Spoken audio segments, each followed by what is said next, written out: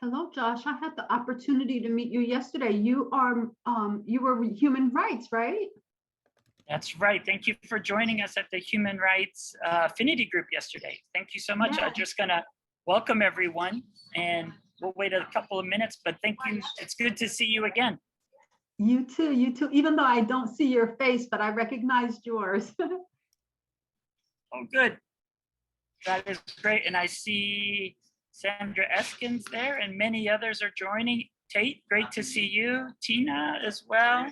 And Bob, thank you all for coming to this exciting session. We're very fortunate to have Ambassador Harper and Craig as well. So we'll begin in just 1 minute, if that sounds good, while everyone's coming from the last session where we had an ambassador speaking, our new ambassador to the UN.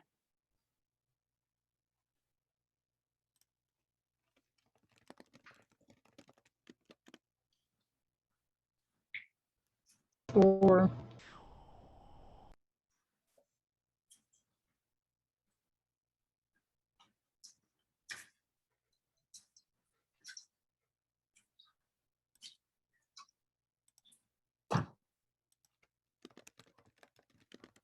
All right, we'll begin. Thank you all so much for coming. Welcome to the UNA USA Leadership Summit Passport Session. And today we're pleased to be discussing human rights.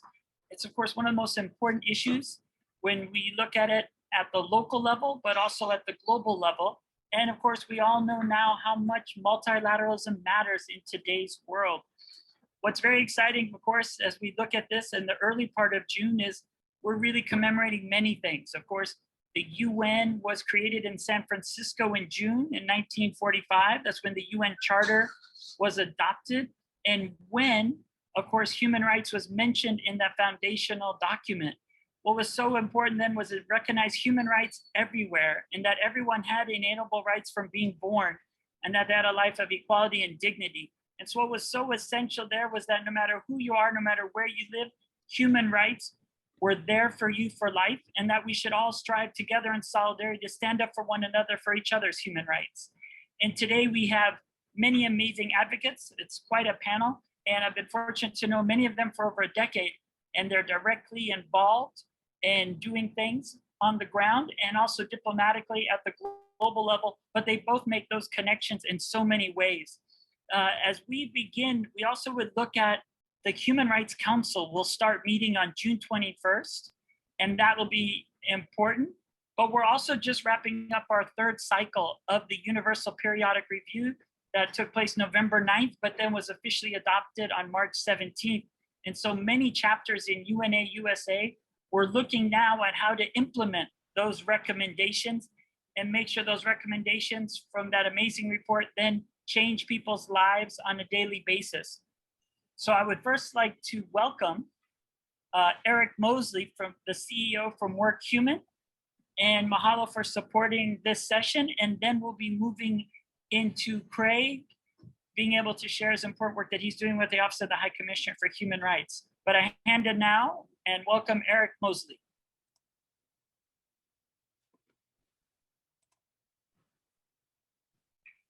Hi, I'm Eric Mosley, CEO and founder of WorkHuman.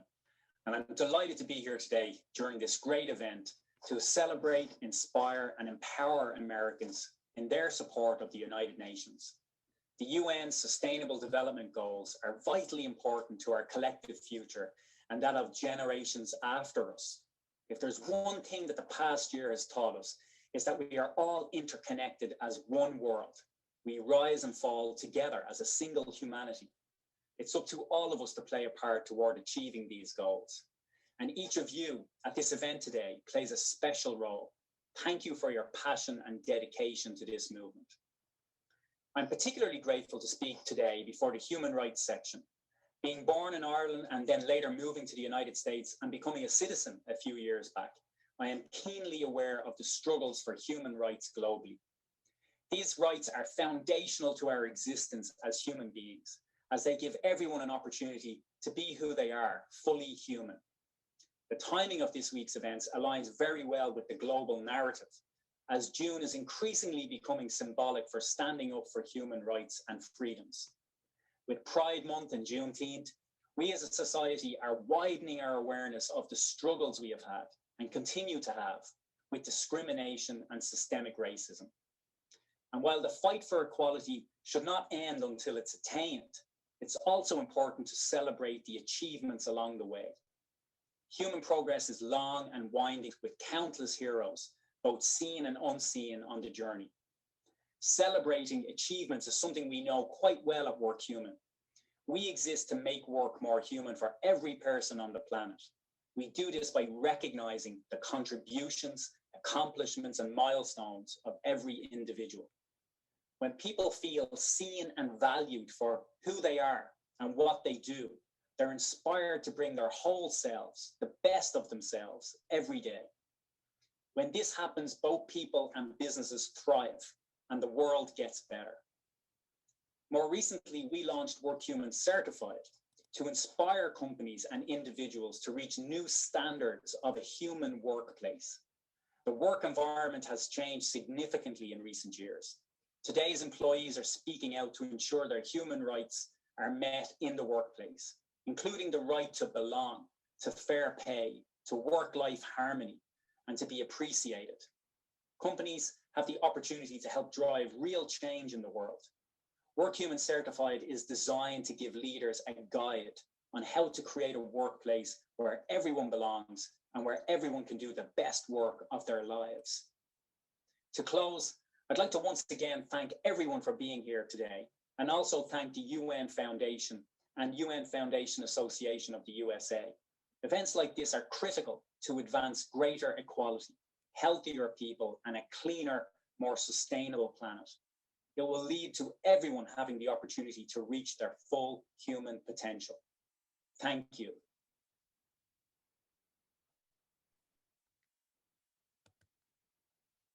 Thank you, Eric, so much for that, and bringing up, of course, one important aspect that's not always recognized in the United States, that's economic, social, and cultural rights. The right to employment, the right to healthcare, the right to education, and how those are so pivotal in our daily lives. I also thank him for raising the important aspect of human rights heroes. And today we have two human rights heroes that we could actually spend the entire period talking about with their bios, but I'd ask you to refer to those. Our first speaker is the New York director of the Office of the High Commissioner for Human Rights. I'd like to welcome Craig to come and speak. And I admire Craig for all his courage. He would be calling out important human rights issues on his Twitter account. He always is putting his life where his values are. And over the decade, it's been so amazing to see all that he's been doing. And I would like to open it up and please welcome Craig to share with our UNA members across the United States. Craig? Well, Josh, thank you very much. So good to see you and everybody here today. Happy to be invited as well. I wasn't really given a specific topic to talk about, so I'll just maybe talk a little bit for a couple of minutes on what we see this work being all about, what the UN Human Rights Program is all about. And I think, Josh, you hinted at this, that what's at the heart of all of this is just a very simple idea, this idea that all human beings are born free and equal in dignity and in rights, and that all people, whoever they are, wherever they are entitled to this freedom from fear and freedom from want without discrimination on the basis of race, sex, language, religion, political opinion, any other status. And that therefore means that I have the right to be protected from a government that would oppress me, from the criminal who would extort me, from the police officer who would kneel on my neck, or the corporation that would poison my water or the climate. And that I equally have the right to be free from the fear that somebody will hijack an airplane and crash it into the building and kill me, but also to be free from the fear that the government will break down my door in the middle of the night, put me in an orange jumpsuit and throw me into a dungeon somewhere because it doesn't like my religion or my race or my political opinion or my public criticism of its activities. And it's also this idea, Josh, you mentioned economic and social rights, the idea that healthcare and housing and water and sanitation and food and decent labor conditions are human rights to which all are entitled, not commodities for sale to those who can afford them and not privileges for those who happen to be born into them, but fundamental human rights that we can claim as entitlements and that we can realize in our lives. So this work has meant for us in the UN Human Rights Office struggling with a lot of the old problems of the last century. None of those have gone away. racism and colonialism and genocide and torture and slavery. All of that is still here and is a part of what we need to focus on in the human rights struggles.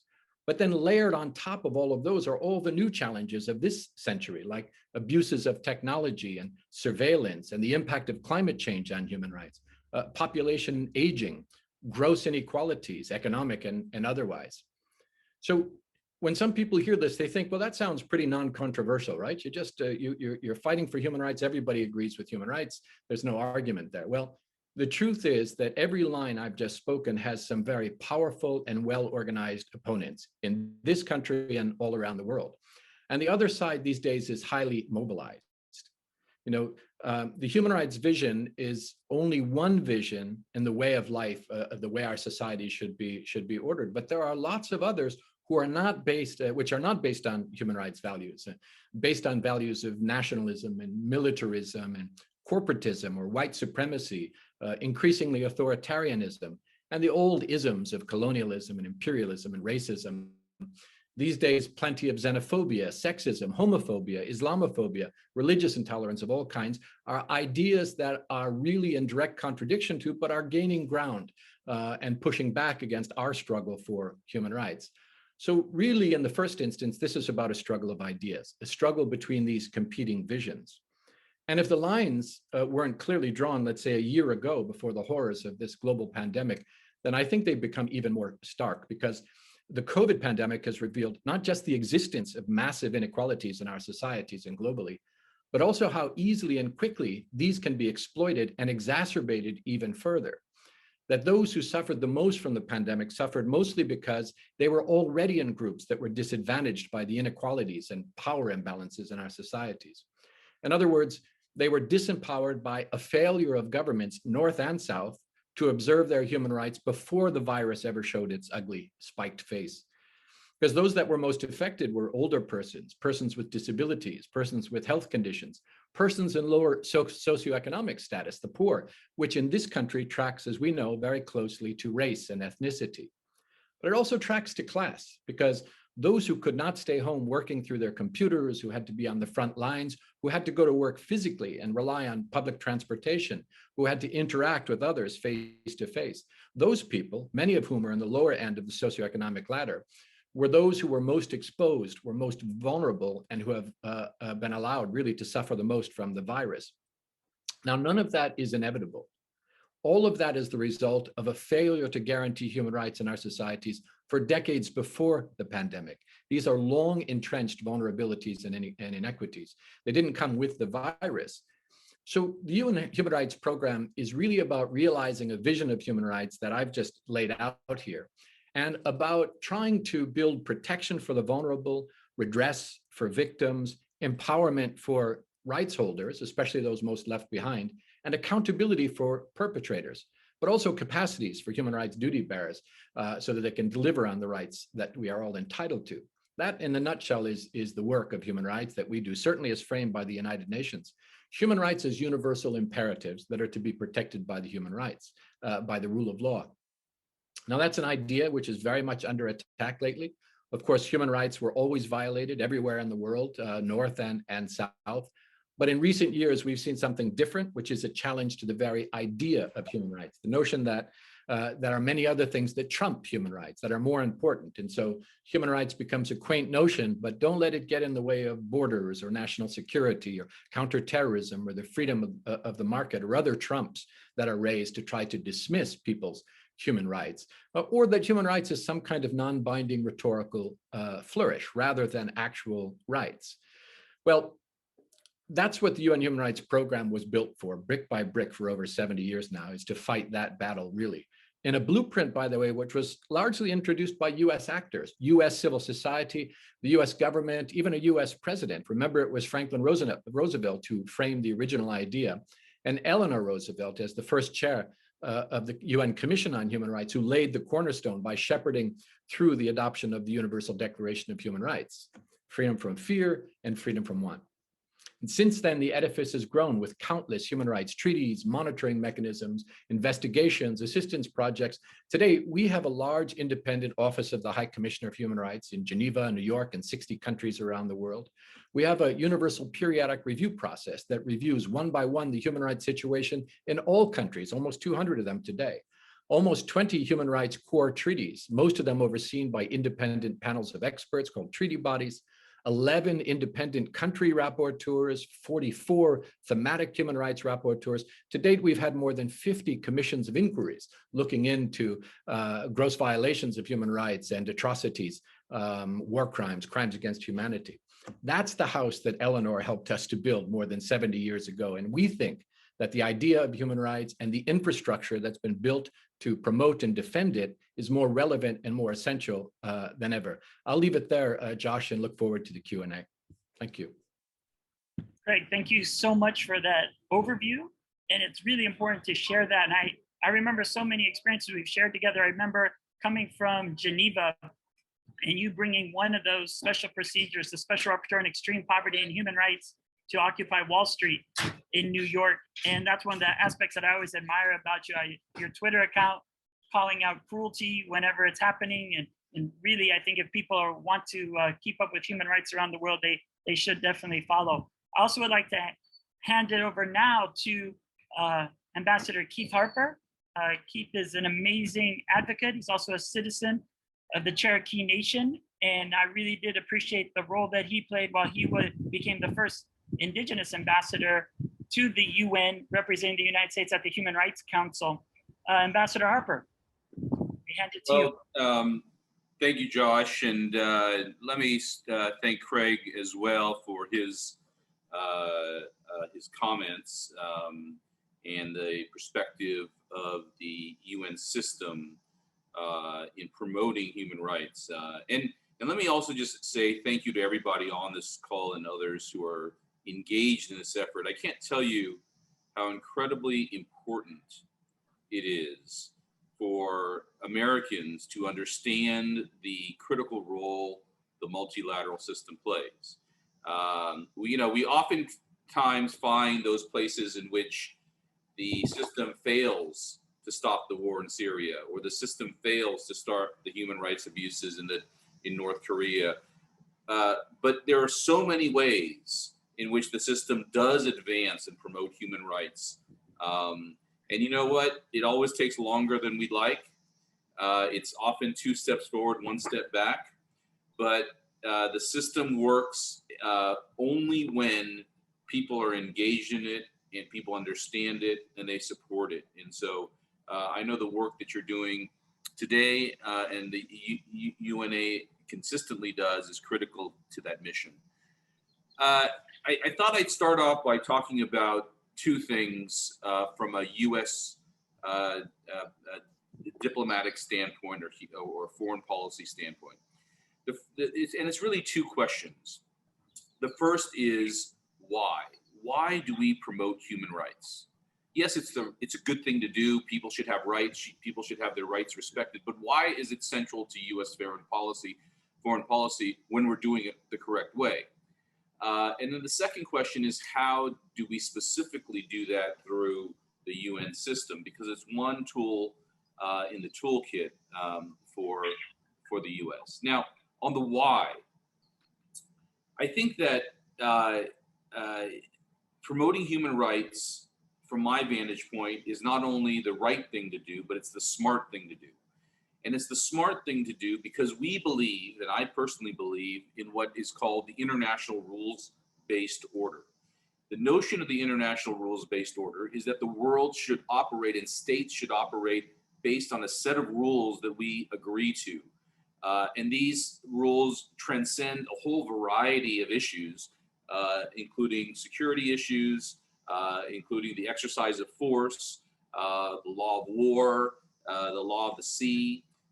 It's an entire system of rules, and there's oftentimes that states break these rules. So but when people point to the places where states break these rules as somehow reason why we should abandon the order, that's like saying let's abandon criminal justice because there's criminals. No, you don't do that. The point is that the system will have transgressors, but over time we push states to abide by these rules. And the rules-based order is mostly about rules state versus state. But human rights are the system of rules of how states treat individuals. And what we know is that the observance of those human rights lays the foundation for security and ultimately security, stability, and ultimately prosperity. The countries that tend to do better on observing human rights tend to do better in development. Let me give you one example, and that's women's rights. Study after study after study demonstrates this, that where countries who want to have sustainable development, where they improve women's rights, so access to capital, education for schoolgirls, equality in the workplace, the full panoply of rights for women, that is the necessary precondition to success and prosperity as a country. So if you want to have an upward trajectory as a country, do better on women's rights and fully engage all citizens with non-discrimination policies. So the why for me is simple in the sense that it's not only the right thing that we should do, but it is smart because it creates greater stability that leads to greater international prosperity for people all over the world. On the how, the U.S. Spends a lot of resources on both bilateral and through the multilateral system in promoting human rights. We do a human rights report on every country around the world and have done so for about 40 years. And the reason we do that is because we want to have scrutiny on those countries that have not observed fundamental human rights, but also to mark those places where countries have improved their human rights record. We should make note of improvement. We should make note of advancement. It can't just be sticks. There has to be carrots. I think too often we focus on the sticks rather than the carrots. One way the U.S. supports the promotion of human rights is through the multilateral system. I was involved, of course, at the Human Rights Council. And there are basically two methods at the Human Rights Council for advancing human rights. The first is what I would put in the general category of capacity building. This is where a country or a series of countries may have political will to do better on one issue or another. But just because you have political will doesn't mean you have the institutional capacity as a nation to actually observe human rights. Think about the criminal justice system, for example. If you can't afford the kind of establishing the kind of court system and training of your police force and settled laws and expectations where you can have that kind of fairness in your criminal justice system, then you're going to fall short of whatever rights accused have. And so where there is political will, then I think that the approach that makes sense, and certainly the approach that we took as the U.S. representative trying to promote human rights, is to help that country through institutional capacity building. And the UN has a number of mechanisms to do that, including what are called independent experts. There's been an independent expert for about a decade in the Central African Republic, and she's done amazing work in helping that country build systems in order to promote and advance human rights there. There are some times when there is not a sufficient amount of political will in a country, and that is when we look to other mechanisms such as special rapporteurs and other reporting mechanisms. Craig mentioned commissions of inquiry. That is pretty much the heaviest medicine from the council, and that means an intensive investigation of gross and systematic human rights abuses. And we've done that in places like North Korea and Syria and Eritrea. And it's a critical shining of the light in order to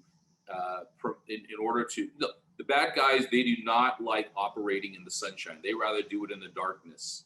And to the extent that we can pay a lot of attention to these instances, and they understand that there are people looking over their shoulder, and further that there is ultimately accountability. And that step is oftentimes not one that we achieve as much as we need to, but that there is accountability. So there's the documentation of the human rights abuses and then accountability. You know, that's oftentimes referred to negatively as naming and shaming. But I don't think there's anything wrong to push people through investigations to ensure that they promote human rights where they lack the political will. Then there has to be a coercive measure to do that. I think we're in a very critical time right now. And, you know, I do want to take a moment just to talk about the U.S. engagement at the council. You know, the United States has decided to run again for the Human Rights Council. I think that's very important. I do think that there are things that the United States can do working with its partners that other countries just cannot do for all kinds of reasons. And so we need to have U.S. leadership. But look, let's also have a different kind of U.S. leadership. Let's have a leadership built a little bit more on humility. One that says we're going to work with our like-minded, that we not only need the United States, but we need others, because if we're going to achieve these objectives to promoting human rights, then it cannot just be the United States going at it alone. I think we've seen that, and we see the problems of that in the last 4 years. So as the United States re-engages, I hope fundamentally that they will take this opportunity to recalibrate for an approach that emphasizes and highlights the need for making partnership with others. I see I'm kind of had a couple other things, but I'm running out of time, and I do want to leave some time for questions. So again, good to be with you. Thank you for all that everybody does in promoting the multilateral system. Ambassador Harper, thank you so much for those words. And I also want to share with the rest of the people watching over 100, also how you match those words with action. I'll never forget when a UNA USA Georgetown chapter was focusing on LGBTQIA rights, and they tried to do a little Twitter storm before the adoption, and you tweeted back that the US will accept that recommendation. It really made a huge impact on them. So I want to thank you in that role. But then I also see we have questions about human rights in China, and that inspired me also. I remember you hosting a side event in Geneva, and you were there not only as the ambassador, but also as an indigenous person, and trying to speak to China about, look, engage with Tibetans, talk to them, look, their culture, their peaceful practice can add and contribute to your nation as well. And you didn't speak to them as just as a political action, but you really was from a moral position of saying, it's a process to try to recognize and realize human rights for all. One of our first questions was looking at the situation of the Uyghur people in China. And they were wondering if you see potentially in the next year some movement toward improvement of human rights for the Uyghur people. And then that also reminds me, I remember I was there with Craig in August in 2018, and that's when CERD, the UN Committee on the Elimination of All Forms of Racial Discrimination, first really examined China. And that really sparked those New York Times editorials on Sunday, where they really delved into what was happening there. So maybe that question was to you, Ambassador Harper. Would you like to respond on that one regarding the Uyghur situation, regarding Sure. Uyghurs and how they're deprived of their basic human rights, and if you predict a change? So I am not going to predict a change. My ability to prediction has proven problematic too many times. But what I will say is that we know what to do in order to push China in the right direction regarding Uyghurs. And the system has so far failed to do so effectively. And I think that there just has to be greater accountability. There should be a UN investigation. Look, when I say that, I'm not Pollyannish about it. I know how tough it is to have an investigation of a permanent 5 member of the Security Council. This is not something that is easily done. But you know what? In 2016, there had never been any activities regarding China at the Human Rights Council. Never, other than the UPR, but nothing specific. But we saw that China was descending into a really problematic path. First, they were arresting activists. Then they were arresting the activist lawyers. And then they even took it a step further and started kidnapping people from abroad, from Hong Kong and Thailand, in the case of Hong Kong, in violation of a treaty. And so we thought we had to draw a line in the sand. And so we organized a joint statement on the floor of the council. And there were 12 states that joined us, condemning the human rights violations by China. And there was all kinds of negative response. But what we hear from human rights defenders on the ground is that that brushback pitch did help them in China. And I just think that with the Uyghur situation, it is so dire. It is such a dramatic vitiation of fundamental human rights that the system has to do a lot better. And I think once the U.S. is fully engaged at the council again, and also through the systems in New York, we should be sure to put more pressure on China there. Look, I don't know when it will change, but I do know this, that the only way it will change is by sustained international action and focus on China.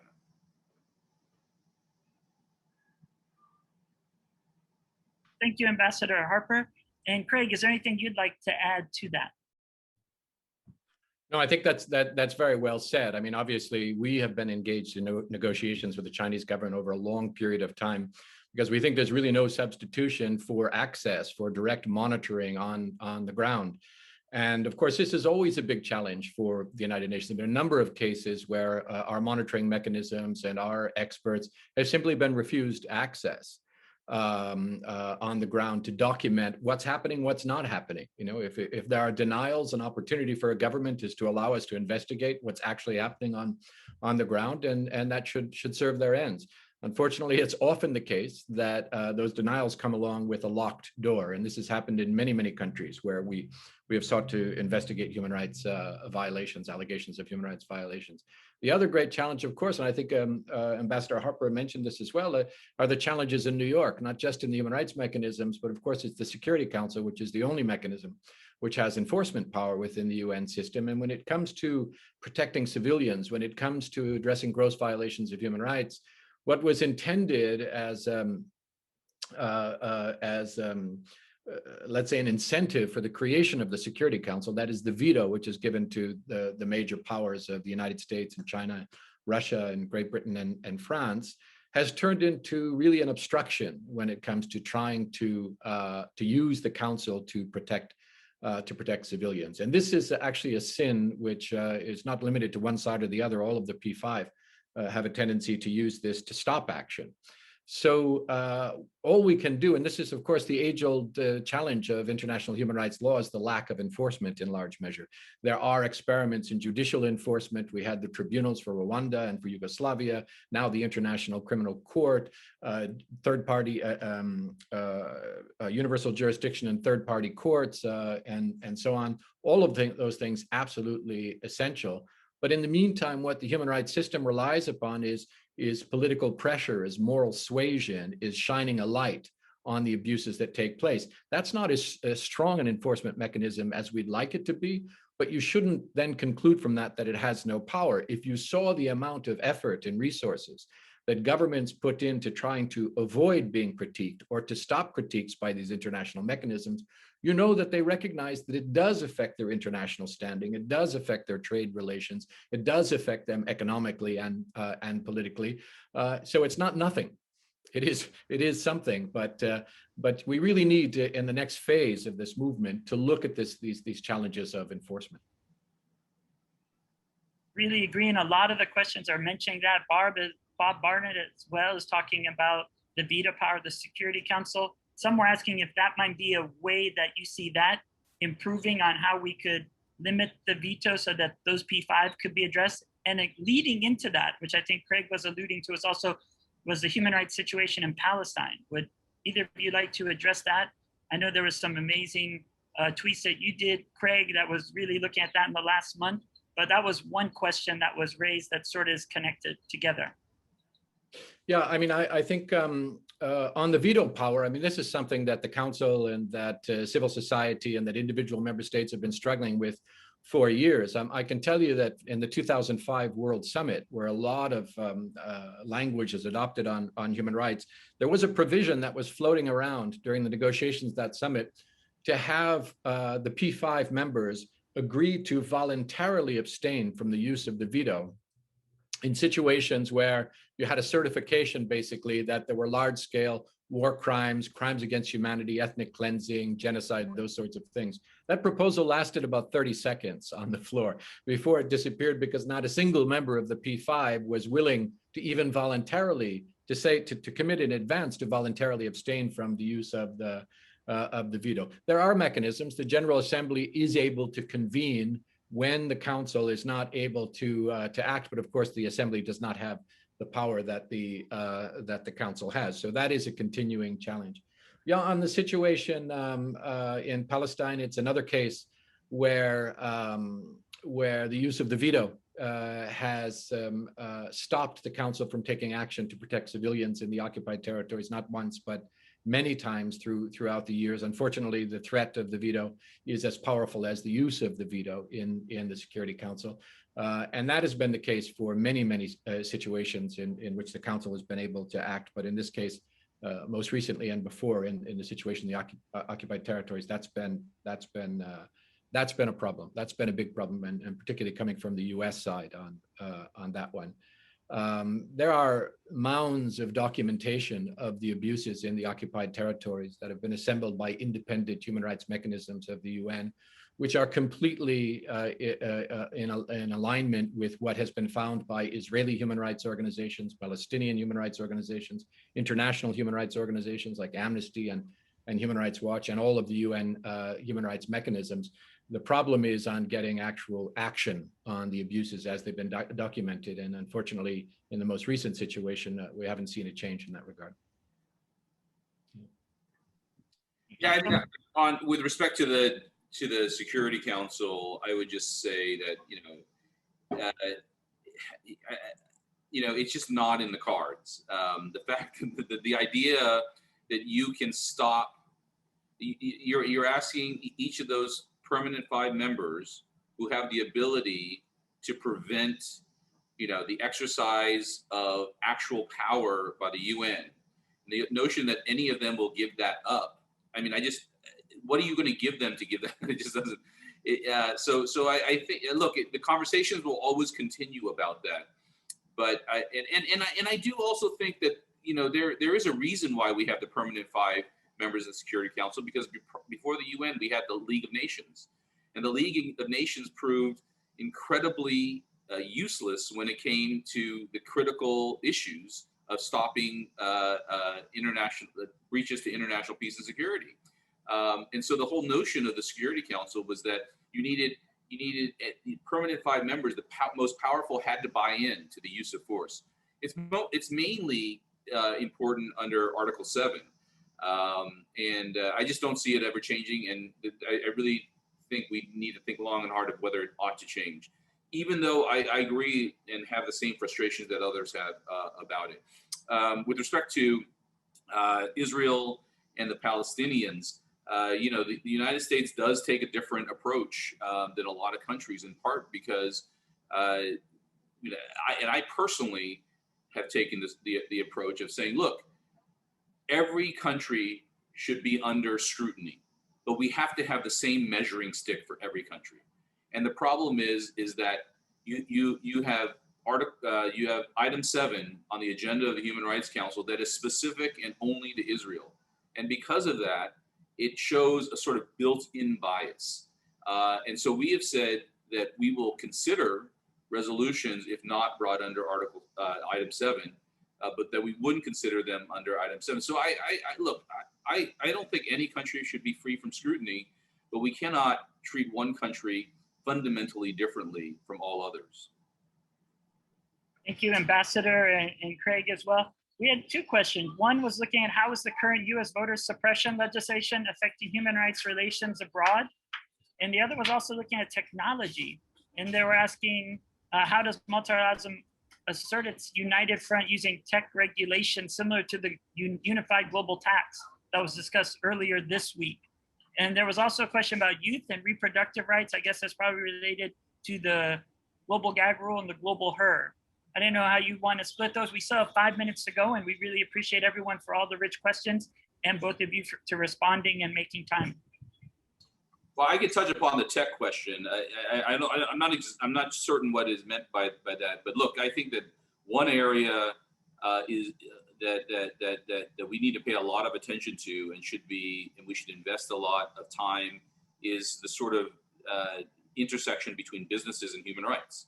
And there's a forum in Geneva that is engaging, trying to go sector by sector to determine how do we have businesses be a source of actually promoting and advancing human rights rather than undermining human rights. And I think that, for example, with respect to the tech sector, there has been too little done in that area. When you're talking about human rights issues, let's take one, for example, regarding, say, Facebook and whether or not what they allow online or not online. Well, there are human rights issues involved in that because that involves free speech. But it also can involve the incitement to violence. And so how do you balance those things?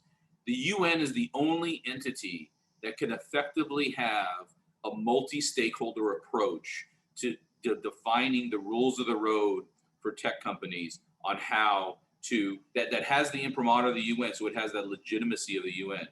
And it's my hope that the Business and Human Rights Forum and the working group on business and human rights will take on this really challenging task.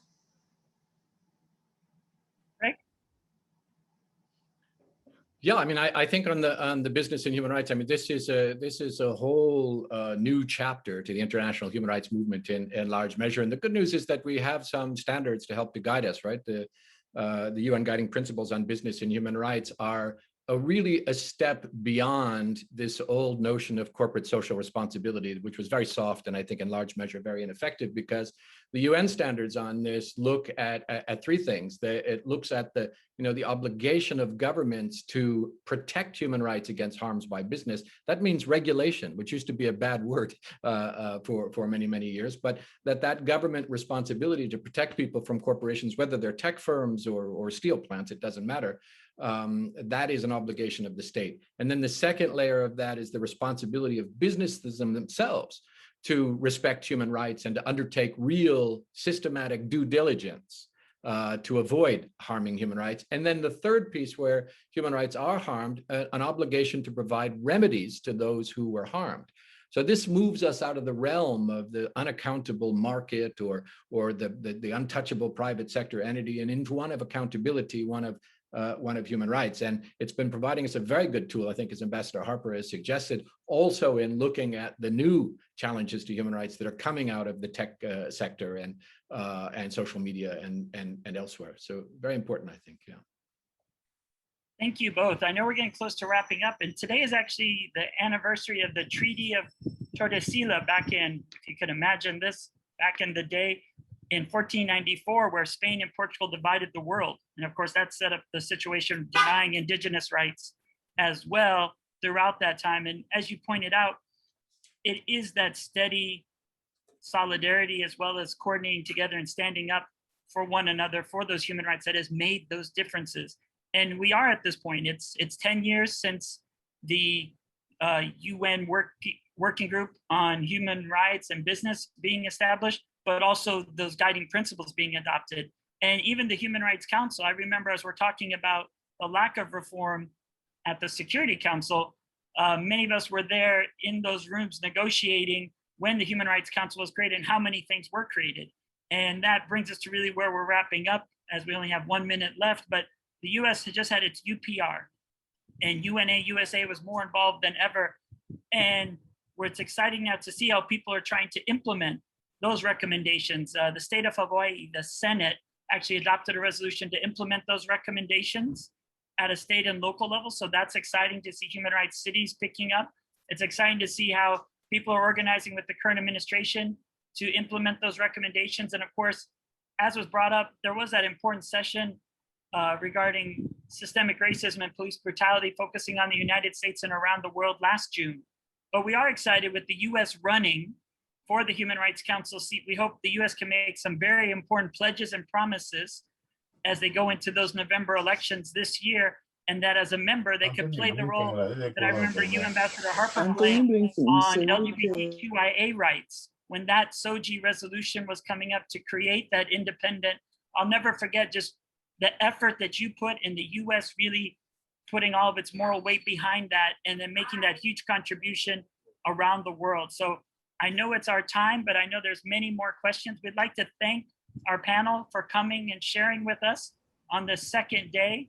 And we look forward to continue the conversation as UNA USA. We have a human rights affinity group that meets throughout the year. And we look forward, of course, to the Human Rights Council session starting June 21st and the US running again in that October-November election. So thank you all again. Malohia me kapono, and we'll see everyone throughout the week. Enjoy the rest of the week. Thanks, everybody. Thank you. Thanks, Josh. Thanks, Ambassador. Thank you so Harper. much. Thanks, UNA USA. Much appreciated. Mahalo. Thank you both. Thank Thank you. you, Joshua.